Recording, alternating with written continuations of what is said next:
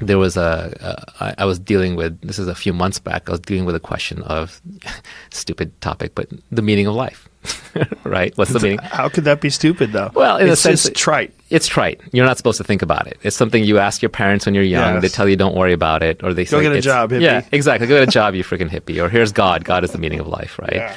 And so I was just trying to resolve for myself, like, what could the answer be? Right? Not what is the answer, but what could the answer be?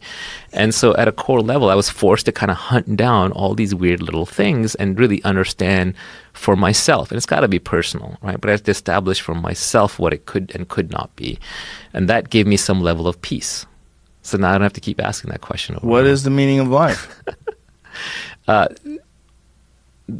I mean, I think the question is more interesting than the answer. Everyone should explore this on their own. But let me just explore a few parts with you, right? Okay. So first is, if I gave you an answer, if I said the meaning of life is to please God, well, which God? Okay, Judeo-Christian God. Well, okay, why that one? Why this thing? The problem is it's a why question. You can keep asking why forever. Right? Any answer I give you, you'll just ask why again, why again, Like why a little again. kid. That's right. And you end up in a place called Agrippa's trilemma. Okay, this is a philosophical exercise, but I kind of thought it through, then Googled around, and there's a thing called Agrippa's trilemma. And Agrippa's trilemma says that any questioning like this, the why, will always end in one of three places. Okay, first is infinite regress. Right? Why? Because of this. Why that? Why that? And just keep going forever. The second is circular reasoning. Well, A. Why A? Because of B. Well, why B? Because of A. Right? You get trapped in that. Or the third is an axiom. And the most popular axiom is God. But it could be anything because of math, because of science, because of the Big Bang, because of simulation, right? These are all axioms. These are all just stopping points. Saying simulation, we're in a simulation, or saying it's the Big Bang is just another way of saying God. It's just, God's a dirty word, so we don't use it as much anymore, but same thing. So you end up in one of these three dead ends, essentially, right? So there is no answer. The real answer is because.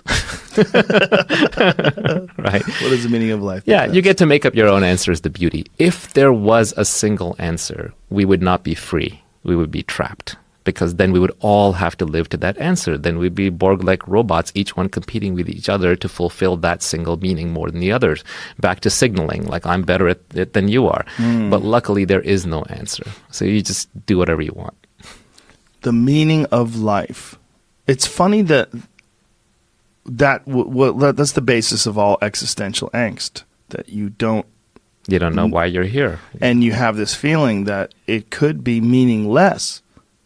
It is, I mean, when you start pondering the multiverse, the universe, the galaxies, the solar system, the planet, the organism, the cells inside the organism, the bacteria, the parasites, right, the symbiotic relationship we have to our environment, and you start going, Jesus Christ, what? Am I just a little piece of this thing? It's like, well, the answers to all the great questions are paradoxes. Yeah. So, for example, you're asking, like, do I matter? That's like really the question you asked, right? Well, how do I matter in this infinite universe? Well, on the one hand, you're separate. No 2 points are the same. Every 2 points are infinitely different. You're completely separated. No one will have your thoughts, your emotions, your feelings, your experience. So your life is a single player game. You're trapped inside your head, and you're just aware of a bunch of things going on, and that's it. On the other hand, I cannot say the words Joe Rogan without invoking the entire universe. Joe Rogan, alien comes along, says, what's that? Joe Rogan. What's Joe Rogan? It's a human. What's a human? Bipedal ape. What's an ape on the earth? What's the earth? Planet. What's a planet? Solar system. Where was the carbon made? Inside stars, right? It's like I have to create the entire universe to just say the words Joe Rogan. So in that sense, you're connected to everything. It's inseparable. So the answer to that question of do I matter is I am nothing and I am everything. And you'll find this with all the great questions. The answers are all paradoxes, which is why at some level it's sort of pointless to pursue them, to find a trite answer like I'm giving. But the act of pursuing them is actually really useful, because then it gives you certain intrinsic understanding in your life that brings a level of peace.